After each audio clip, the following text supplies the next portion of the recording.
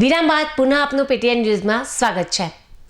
પાટણના પદ્મનાભ ભગવાનના સપ્તરાત્રિ મેળાનું અનેરું મહત્વ રહેલું છે। તેમાં પણ સપ્તરાત્રિ મેળામાં અંતિમ દિવસે ઉદા ભક્તો દ્વારા વર્ષોથી ચાલતી પરંપરાને આજે પણ અકબદ્ધ રાખી પોતાની બાધા માનતા પૂર્ણ કરવા આવતા હોય છે।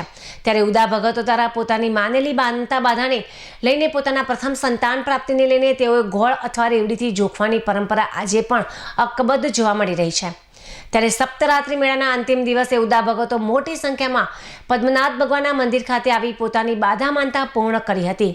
તો તેઓ દ્વારા પોતાના પ્રથમ સંતાન પ્રાપ્તિ માટે જોખવાની બાધા માનતાથી સાથે બાબરી ઉતારવાની બાધા માનતા પૂર્ણ કરી ભગવાનના દર્શનનો અનેરો લાહવો લઈને ધન્યતા અનુભવી હતી। આજે પદ્મનાભ ભગવાનના સપ્તરાત્રિ મેળાના અંતિમ મેળાના દિવસે દૂર દૂરથી ભક્તો અહીંયા પધાર્યા છે।